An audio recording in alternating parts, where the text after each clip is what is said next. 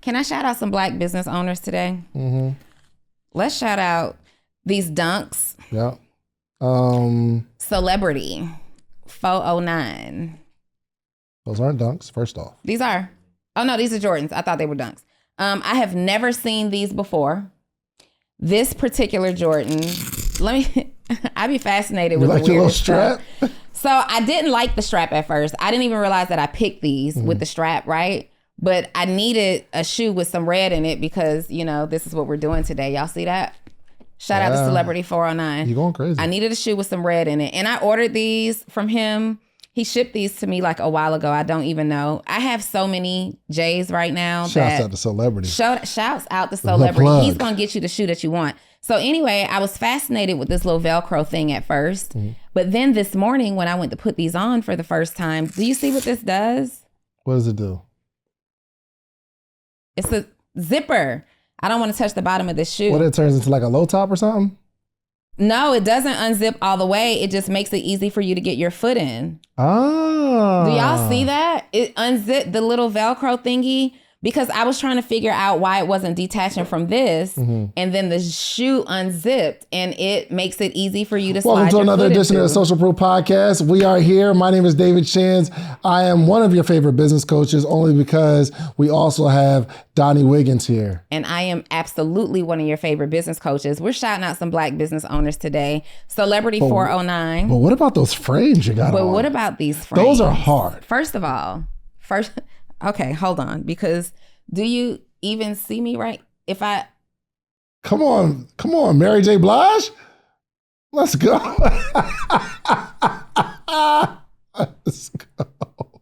Is it giving Mary? It's Do you giving. see it from the front? And I'm usually really funny on the inside, right? Indoors, I don't wear super dark frame glasses unless it's nighttime. But these are dark, but they're light. Like you can see my eyes. I don't know if you guys can see it Those on the are camera. hard. You can see my eyes. They're like lightly tinted. You see if I move, you can see my eyes. And then they have like this little flash thing, flame thing, something on the side. Anyway, _frame God, I believe that's what it is. Frame God. Yeah, go show her some love. She was just on the hot seat and endured lashing. You know what I mean? On the hot seat, but she did really good. But what I do want to say, yes, because she was on the hot seat, she endured some lashing from you. These are luxurious glasses. Fire. No. Like I've got some pretty high end glasses. I've got Chanel frames that don't feel like this. Like they're comfortable. They're really good around the nose. And I want to point that out because I know somebody's going to go look at these frames and they're going to look at her prices and be like, stop. These are not even a fraction of Chanel frames. They're on the higher side, right? I want to say she's about a $300, $350 frame, but they're so lightweight. They're so comfortable. They're so worth it. Usually I can't sit indoors with frames on because they're really uncomfortable for me. These are good. They feel good. The packaging was excellent. Let's go. Come on, Frame God, _Frame God. Come on, Frame God. _Frame God. I rock with her. And she is a hustler. You hear me? Okay. She's an entrepreneur. I rock with her, man. So. And my last obvious Black business that you guys always see me shout out is Milano Di Rouge. Shout out to Milano Di Rouge, who now has a company that has generated over $300 million in sales. Dang. Over $300 million in sales. A girl with a love of fashion, a girl with a passion of fashion who started with a t-shirt and a sweatshirt out of her hoodie, out of the back of her Nissan Altima in Philadelphia, pulling up to people, dropping off their orders. And I'm saying this because some of y'all have books in the back of y'all trunk. And right now you feel like it's slow motion because you're pulling up to people, dropping off these orders one by one. She did it. Fast forward, not too much longer. $300 million generated in sales, and she's killing it. Love it. Love it, man. Yo, shouts out. Yeah, she's for sure. She's an inspiration, and she's dope, and the girl is brilliant. And she's a good person. Yes, 100%. So shouts out to Black-owned businesses. Let's get into it, man. We're here now. We're here. We went last week to an Ivy League school. We did go last week to an Ivy League school. How was that for? First of all, we are 2 college dropouts. Yes. Okay. Be clear. We are 2 college dropouts. We are not unintelligent by any stretch of the imagination. That's a fact. But we are 2 college dropouts. Doors have been closed. Opportunities have been closed off to me because I was missing a bachelor's credential from somewhere, right? There have been jobs that I couldn't get, things that I couldn't do. I couldn't even get in the room for the interview because there was a prerequisite. And people judge you harshly based on that prerequisite, right? Yeah. But there's always another way. There's always another way. So recently, we did an episode not too long ago about people who have been getting like the honorary PhDs. And we know that some of it is just really ridiculous, while others are really getting honored for the work that they've done in the community. Yeah. So you'll see a lot of philanthropists and humanitarians and people who are really serving the community being awarded for these things from accredited prestigious universities, right? And those actually mean something because over a number of years, they've shown up and they've consistently done this work with proven record. And then us, we get a phone call, which started for me with a DM. You too? DM, yep. It started with a DM. We've been watching what you're doing on social media for a long time. We love how you consistently show up for your community. We love how you advocate for entrepreneurs. You're consistent in your messaging, consistent in your brand, and the work that you do in the community is undeniable. Yeah. We'd like to extend you an opportunity to enter our Ivy League doors. It was beautiful, wasn't it? It was beautiful. Man, and let me okay, real quick. I need 2 minutes. Okay. I have to send a public apology. I have to send a very, very public apology. Because I've said some very ignorant things throughout my career. I've slandered people just out of ignorance, just not knowing, right? So I've been an entrepreneur pretty much my whole life. And what I would do is say things like, I don't understand how a professor of business can teach business class without ever owning a business. Right. And I think in the entrepreneurial community, because we haven't gone that route and we've been able to go through the mud and we get our money out the mud, build our brands, the idea that's in our head, turn it into reality. And we slander people who can't teach business because they don't own one. And I have to send a public apology because I was very public over the last few years, over the last decade, slandering these people. I had a chance to go to an Ivy League school and learn real business from professors who studied business over the last 10 years without the emotional bias of being in a business. They get to look at the spreadsheet and the numbers and what's happening and saying, oh, this is how supply chain works and operations. And they've been able to compare and follow companies for the last 100 years, and they understand real business. So when I was in that class, I was thinking to myself, these people know business way better than me because they studied it. Emotionally, we're just in it and we just do it. And we could teach what we've done. But these professors deserve whatever salary they're getting, whatever accolades they're getting, because they truly study business from a broader perspective, not my own t-shirt selling experience or my own media company building experience, just from my lens. They study whole industries. And when I tell you that I owe that entire industry an apology, bro, I'm sitting there like, man, I need you. And this is the first time I realized, if you're looking at a CEO of a company, typically that CEO graduated from a prestigious school because they've been able to see the whole landscape of business, not just experience. So these were professors, by the way, who have dedicated their professional career life 100% to research. Oh my These gosh. are people. So when Dave said they've never operated in business, because we would ask them and it was interesting. It's like, oh, I dibble and dabble in, this, that, or the other.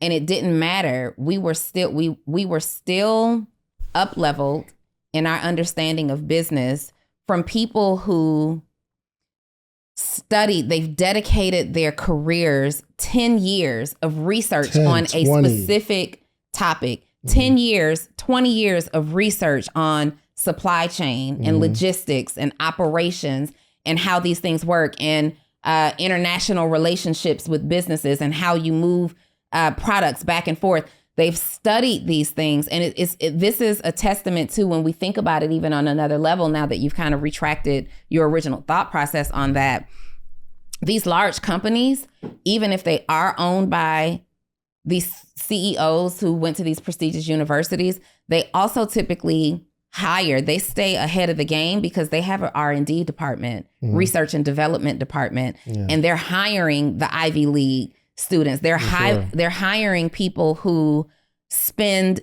dedicate their careers to picking up every material that's ever been published in this area. They're studying business. They're studying the competitors. They're studying the people who are coming into the marketplace. They're studying the trends of people who were in business that are no longer in business, these other prestigious, companies. And that information is actually very valid. For sure. And I'm talking about these huge companies. The CEO typically isn't the founder or owner or the creator of the company. These large companies go find someone who graduated from a Dartmouth or a Harvard or whatever and pay them $1 million a year to be the CEO of the company because they understand how to move multiple parts of a business. And it was an experience that I would never forget. I've been actually looking at going to taking a college class in certain things because for the first time in my life, I've been able to appreciate structured learning for the first time in my life. I was nervous going down there. I'm like, bro, I don't sitting in a classroom. I remember being in college, sitting in classrooms and my mind is wandering. I don't know but I was so engaged. I learned so much. It was incredible, man. And I felt so bad over these last 2.5 days on how I've literally attacked. And I haven't attacked anyone personally, but I've said so many things. Yeah, I've said so many things online about the idea of a business professor teaching business without having to run a business, which I think those are the perfect people to build it. Now, I will say this though. I think one of the challenges of someone who's studied and researched, one, they may not need to run a business because, they advise businesses and things of that nature. Yeah. But I think sometimes when you get too much information, fear starts to set in of all the things that have to happen. Yeah. Because we don't know the potholes. You and I have an idea, let's just do it. You're like, oh, let's do it. And then we figure out the potholes later. We're like, hey, where'd that little pothole come from? It's a pothole. Somebody that Did you notice that pothole's getting bigger? How'd it get bigger? And I'm like, Dottie, no, it's the same size. She's like, no. It's bigger. That joint grew. That grew. It's definitely widespread now. For sure. But somebody who understands the hazards along the way, fear sets in to know there's so many things to do where there's that trade-off of, I'll just go and figure it out. But if you have all the information, it's like, when you know all of the inner workings and how things can go wrong, right? And when they're studying, they are studying to solve problems, right? So yes, we see the wins, those things happen, but we are studying to solve problems in the area of whatever lane I'm in this business. And so when we think about it, maybe they aren't entrepreneurs or business owners. One, to your point, because they have fear of anticipating all these problems. Like, no, I know I read in this book one time, this information will hold you back. I read in this book one time that it can all blow up in your face because of this. I read in this book one time that if this piece of the supply chain breaks, then logistically it becomes a nightmare and you have to do this, that, and the. And so there is that element of missing some practical hands-on steps and how you easily maneuver that, because their brain is trained to say, let me go and research that. Research takes a long, long time. Sure. And so these people are incredibly valuable as advisors to your brand. You'd prefer for them to be on your advisory board, on your research and development team, because let me tell you, the small percentage I would imagine that actually study to this degree, have this ability to research and pick apart business processes. They understand on a deep level from years of research, the small percentage of them that actually can still be visionary enough to go and start businesses, those are problems. They're problems. Yeah. They're the disruptors in the marketplace. You want them to kind of stay at bay because they know a whole lot over here, but they're still connected in a way that they can go out and start this business and win because they did the research and development So for entrepreneurs, I think what David and I are saying is find you somebody who studies your area of business, your area of expertise, your area of need at a high level and appreciate them for just contributing that piece. There's a lot of things you can do with $500. I mean, you can have a night out with your significant other. You could buy some really expensive shoes. Well, really nice shoes are about double $500. You could buy a course where you can learn something for $500. But I have something better for you to do with the $500. I want to meet with you every single morning for the rest of your life. Well, maybe not the rest of your life, but every morning, Monday through Friday, for the rest of the year. I have information and game that have allowed me to build a successful business, a successful community, and a successful life all the way around. But I want to share that with you. But the only way we can accomplish this is not me selling you a course, not me giving you a one-on-one consultation, because even with that, you'll get the information, but you'll need more. I want to meet with you every single morning. Now, would I meet with someone every morning for $500 for a year? And the answer is yes. Actually, we've been doing this thing since 2017. We have what's called the morning meetup.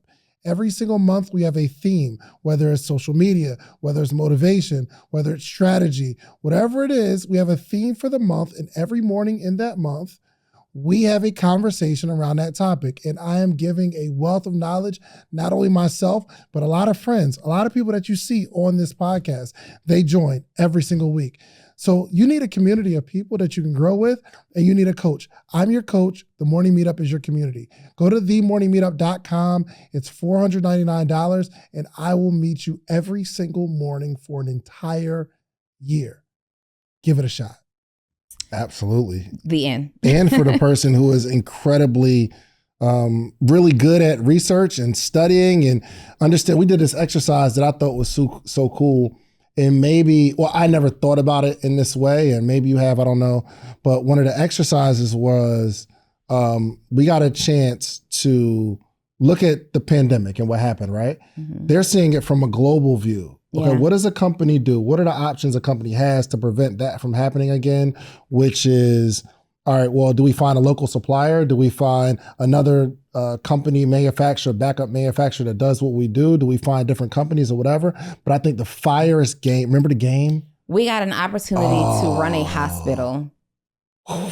And initially, you're looking at this board, which is your hospital, and you're wondering how it plays a role. How is this going to be effective? You know, it must have effect. It must be effective, because they wouldn't present it to us if it didn't, right? But we're initially looking at this board, and then there's this video that plays that kind of gives you your assignment, your instructions. And we have a surgery department. We have an emergency department where people are coming in. We have a step down department where people are being discharged. And we have a critical care department where people need to go from the ER to the critical care department.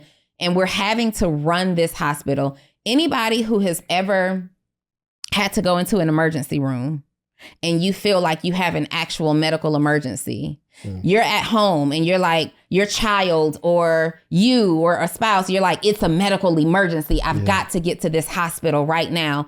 Just to pull up at this hospital, you're flying down the expressway to get to this hospital, just to get to the hospital, and they slow you down with questions. Well, intake form.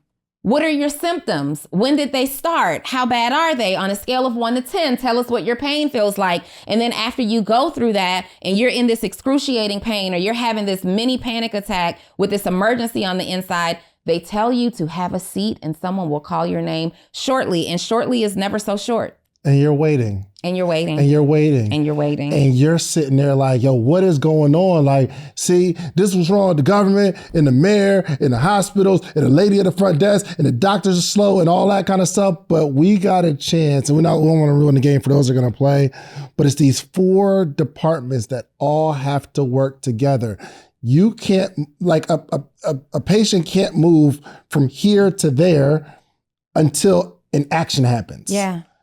But sometimes you're backed up in one area, so nothing can move until it happens. We've got ambulances coming in. We've got to divert ambulances. We've got staff calling out sick. There's a cost associated. There's a cost associated. We've got to figure out, we've got to adhere to a budget or realize how much over budget we actually were. Like you got to make decisions that keep sick people getting treated. You got to keep people from dying in the front of your hospital. You got to keep staff appropriately accounted for. Yeah. You've got to keep beds open to treat them, all while saving money and staying in a certain profit margin for the hospital. It's a business. Right. And now I'll never be able to go into a hospital and see it the same way, or a doctor's office and see it the same way. Now I'll sit patiently in that waiting room because there's some operational logistics taking place in that back office that maybe they just aren't prepared for today or they hadn't thought through. And it's really important to play games like this and go through experiences,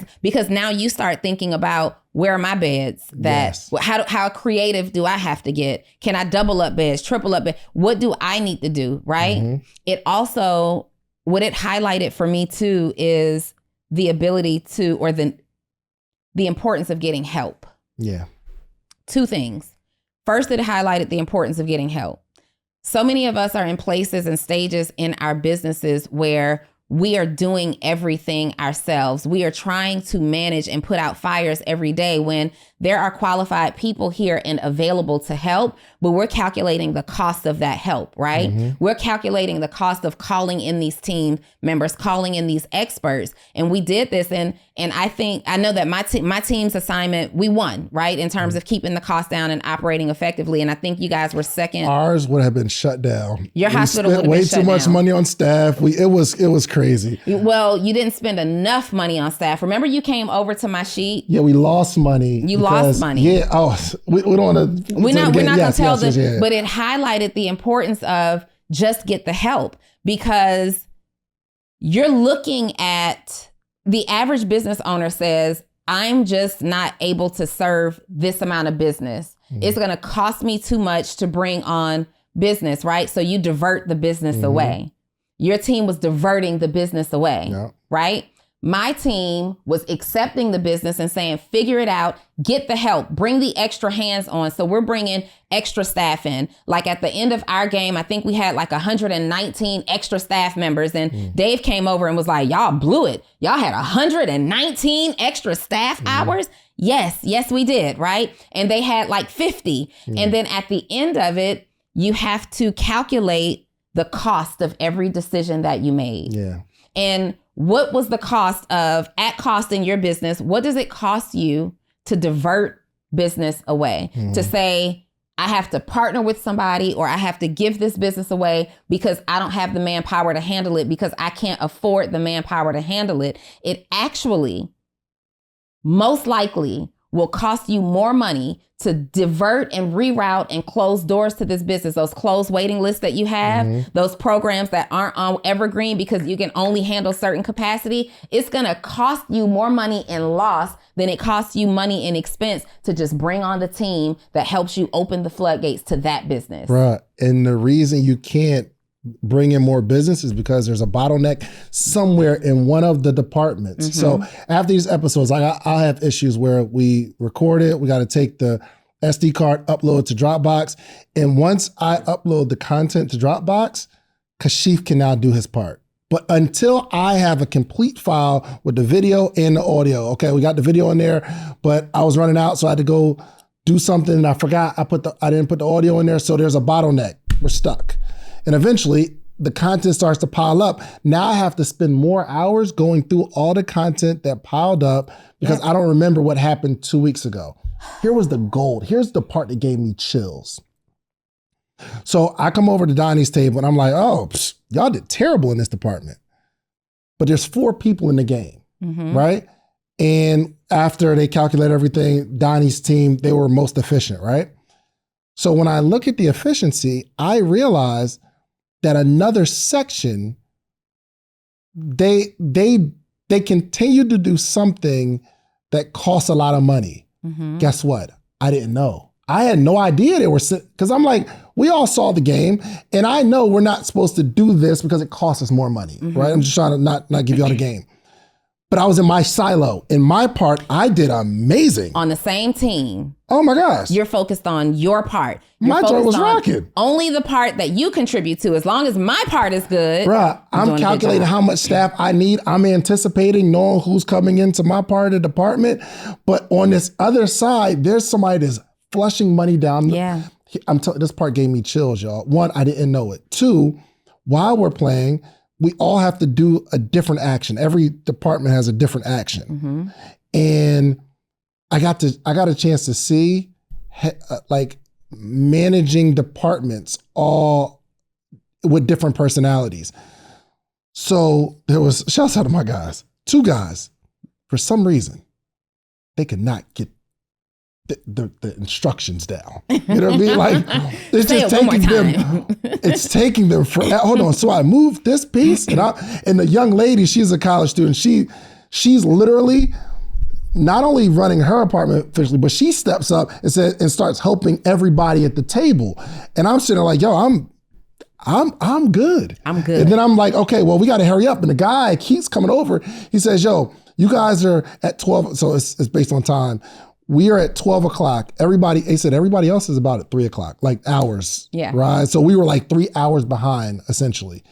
And we're trying to pick it up, but they just couldn't get it. Now, first off, their real business is way bigger than mine. Keep in mind, these are business owners, our team members, everybody in that room generated in business, I think, anywhere from $1 to $300 million.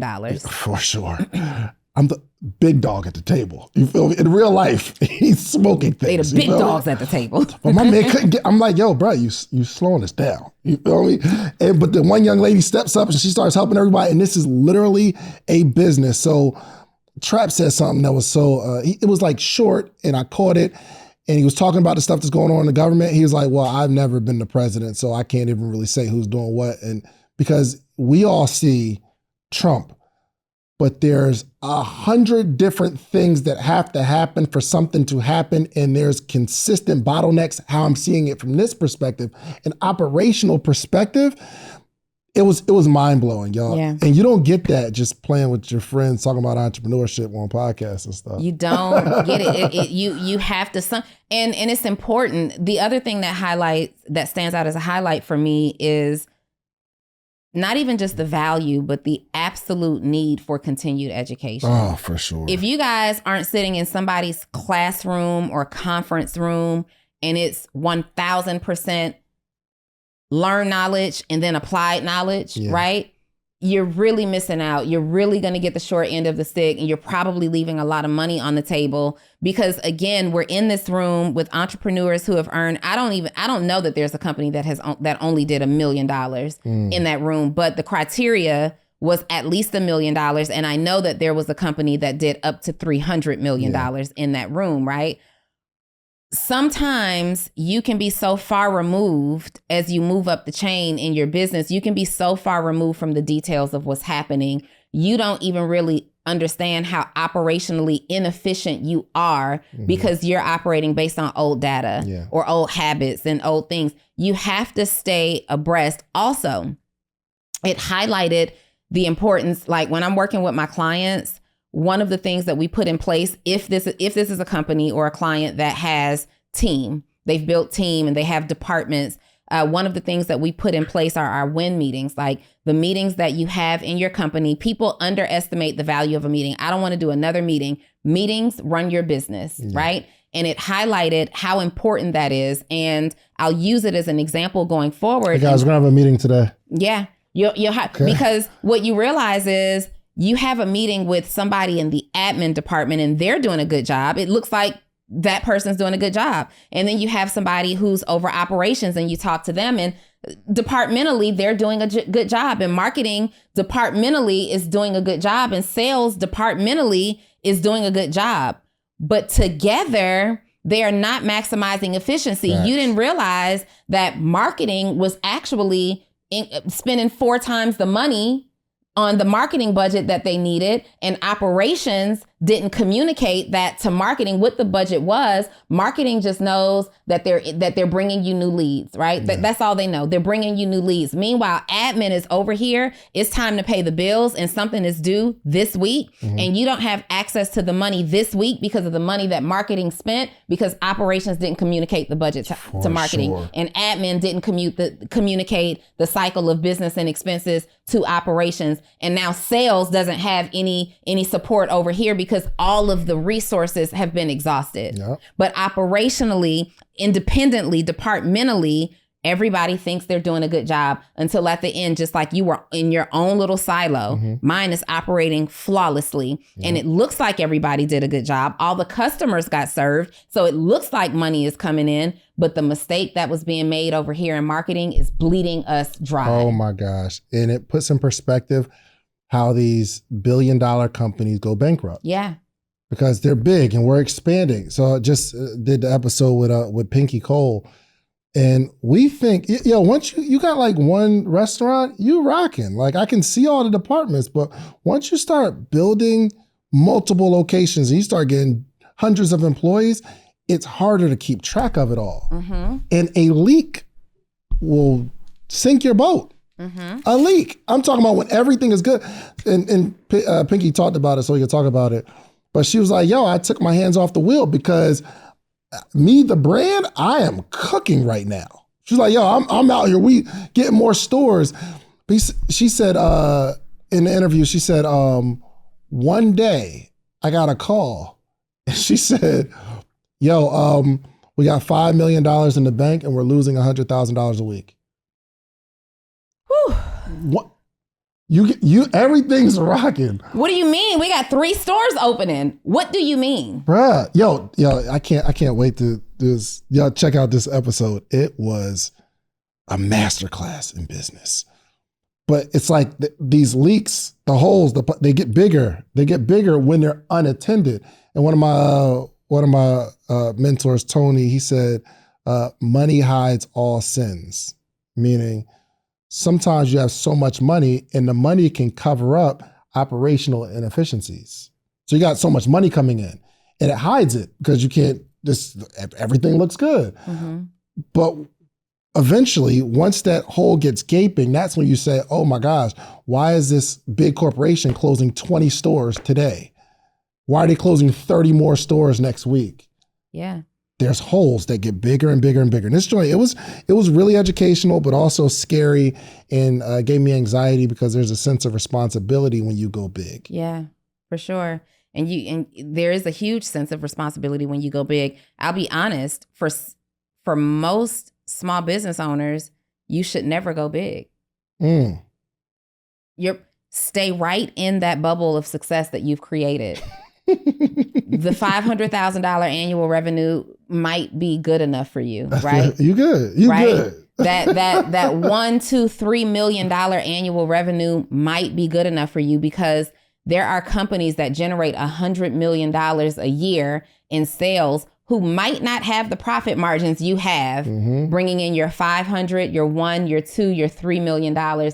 Everybody is not qualified to go big. The question is, do we scale? Do we scale? The question is, I was just having a conversation with a friend on my way in here, like, what do I do next? Because I have a decision to make. Yeah.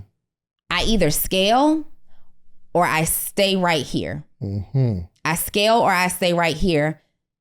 Both are incredible responsibilities. I have responsibilities at either level.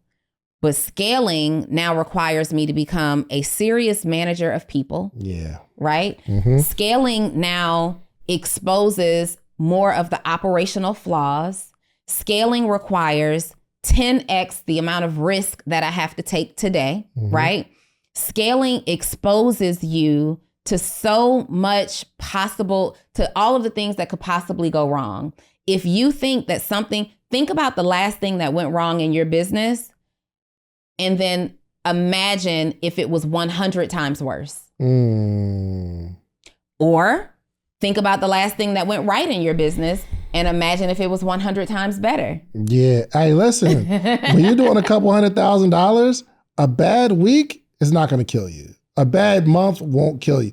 But imagine you've got a whole bunch of overhead and you're just getting by the skin of your teeth. That's not something you just go generate another $100,000 real quick. Right. You know what I mean? Like, right. yo, when I was building my t-shirt brand, when I had a bad week, I'm like, oh, I just got to hunker down, sell some more t-shirts. I got to get out there. I can get somebody to make a $25 decision. But when you got staff and overhead and buildings and systems, really, the stuff that I need to run the business is a lot of overhead that needs to be covered. Yeah. So the question is, do we scale? And I think that the obvious answer should be yes, but at a pace that allows you to stand on a strong foundation. Mm-hmm.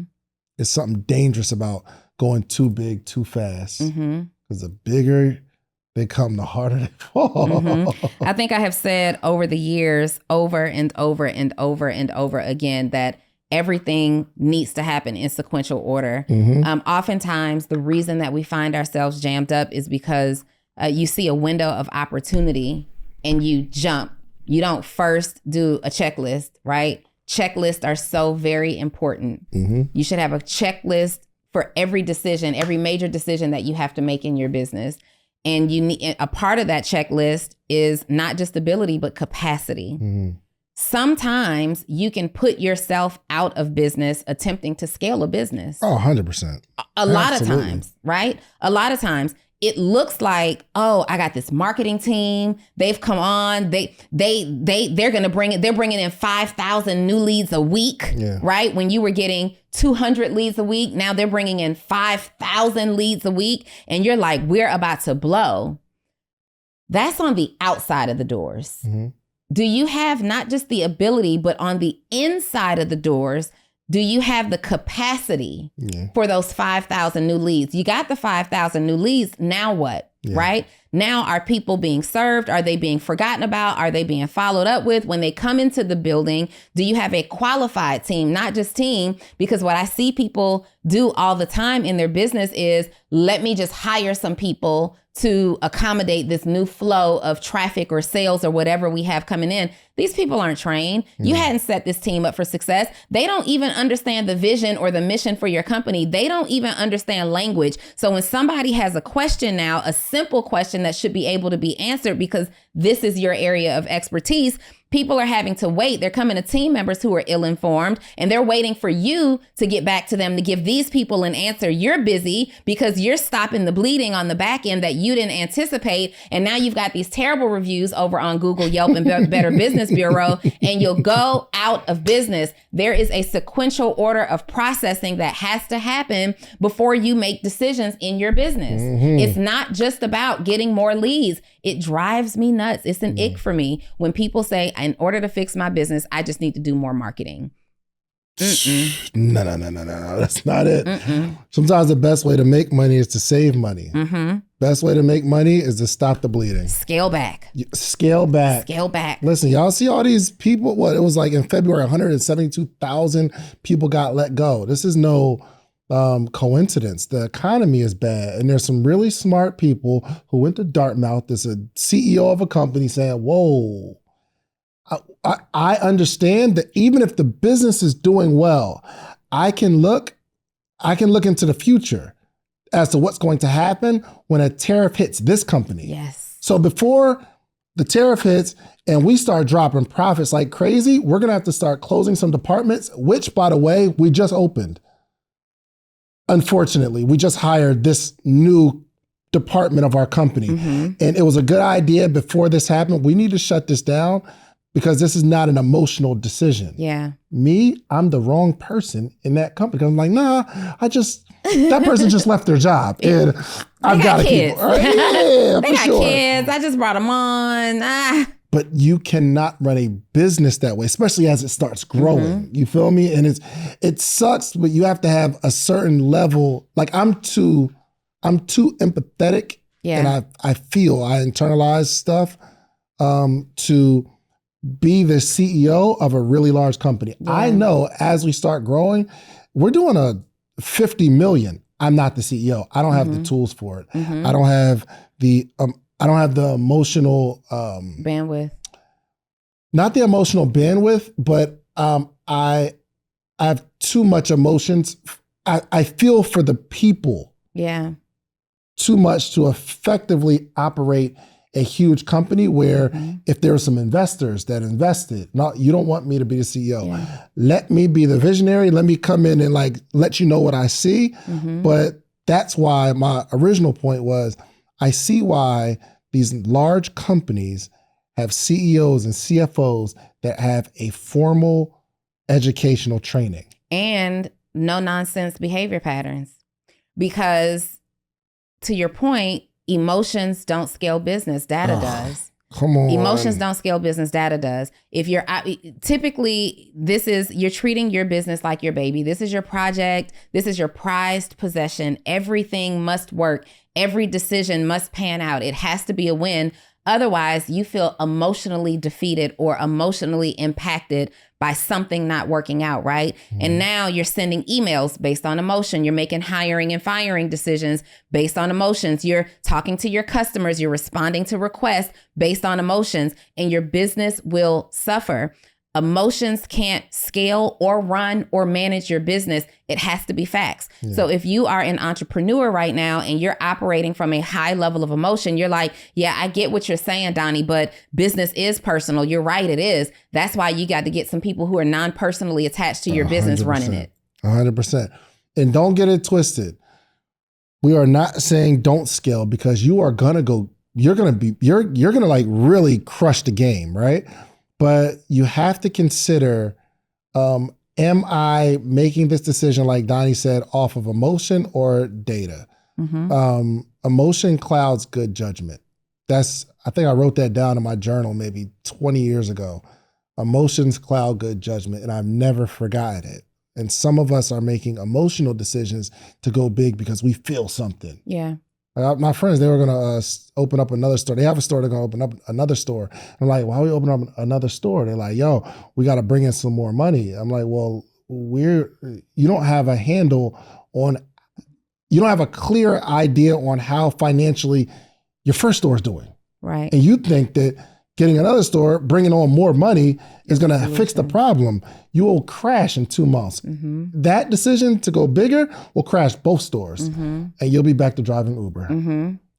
So we're not saying don't go big, but you have to continue to lay a solid foundation as you scale. We were running ads for these webinars, and a couple webinars worked out. I'm like, yo, let's scale it up. Spin. Let's go.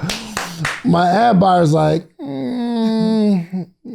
just take it easy. Chill. We're gonna gradually escalate, because you might go crazy in 10x because this one webinar worked out and you lose 10,000. We are gonna gradually continue to lay a foundation where we can make sure the numbers are predictable, and we can predict an increment of ad spend, right? So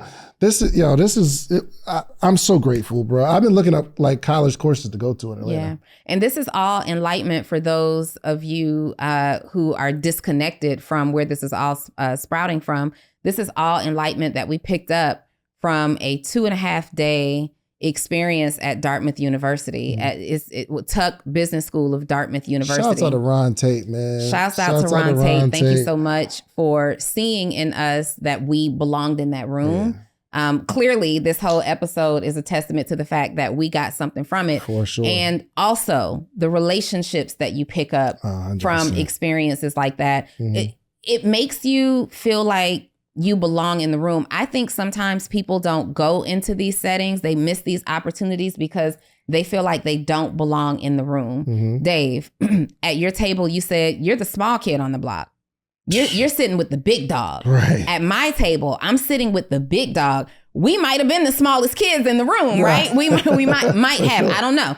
But when you get into this room, President Obama has this clip going around right now where he was being interviewed, and he said that you want so badly to have seats at these tables. And then you get into, he's like, don't let people make you believe that the only way that you are successful is by mingling at these particular tables with these particular people, because sometimes you'll get into these rooms and you'll realize these people aren't really that intimidating, right? They're not that smart. They're not that smart. They don't bring what I thought they brought, right? And in this room, we were in a room with incredibly smart business owners. People had real stuff going on. Like, they were asking questions at one point that was way over me and Dave's head. We checked out. We were texting each other back and forth like, yo, what are we talking about right now?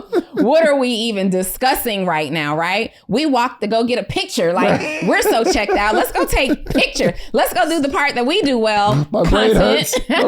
My brain is on fire. I'm going to go do the part that I do well, and we're going to go grab some photos, right?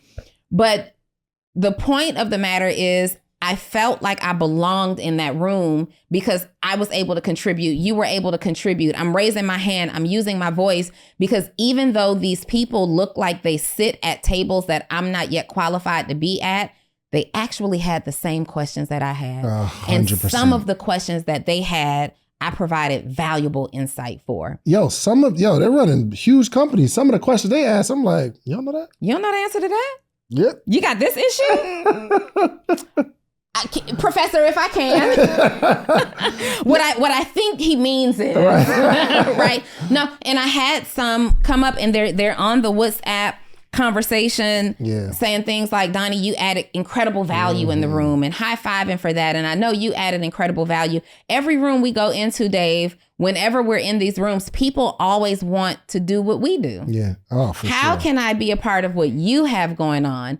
And you will find you will question every single time you thought, I didn't belong in the room. I do belong in this room. You belong in the room. You belong in the room. You need the information. And there are going to be some things that you don't know, some things that do fly over your head. Congratulations, you're in the right room. Yeah. If information is not flying over your head, you're in the right room. Come on. If everything that you're hearing in these rooms is information that you already know, you're in the wrong room. For sure. Hey, y'all, do me a favor.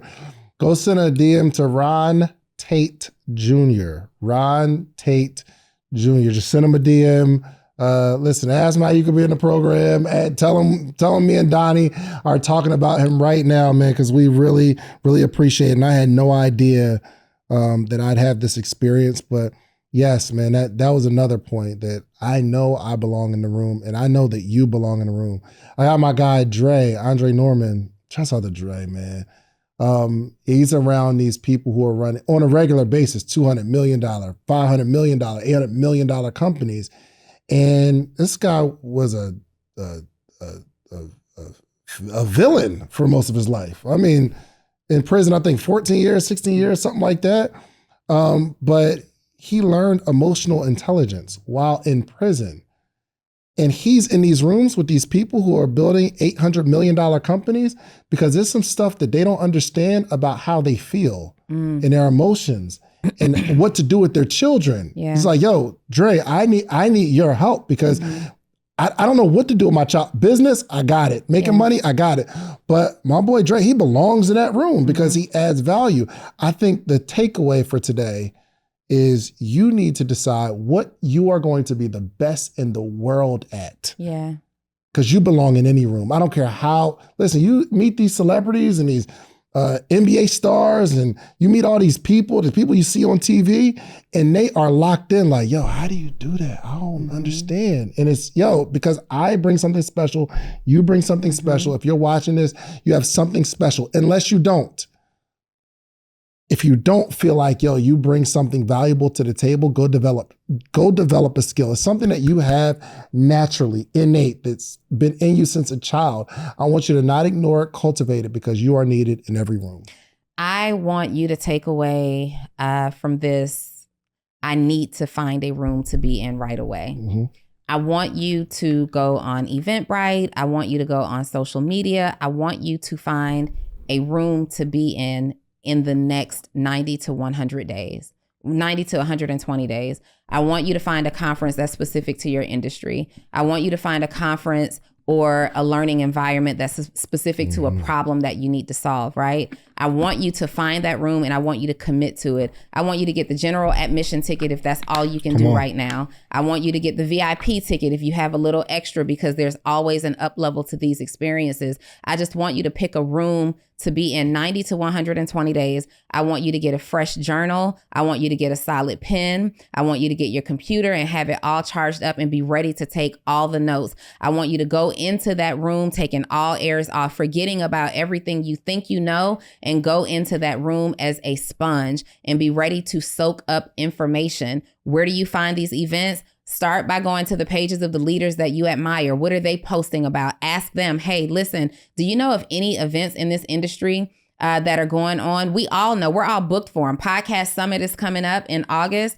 We're throwing events. We're booked for the events. Just go ask somebody, what events are you attending this year? Book the event. Get in the room. The information that you will take away is priceless. The information that you will take away, much of which will stay with you forever. And maybe it's not relevant for you today, but there will be information that you hear today that 5 years, 6 years, 10 years later, you'll say, I learned about that. Absolutely. I'm familiar with this concept. Now I understand why this is important, and you'll be prepared for it. The information is preparation in order to elevate your business to the next level. That's what I say you take away from this. Let's get it. Throw it in the comments why you deserve to be in the room. Just throw it in the comments. I love to see that, right, Donnie? I like to see why people feel they belong to be in the room, and then go get in those rooms and add value. Man, there's so much to learn.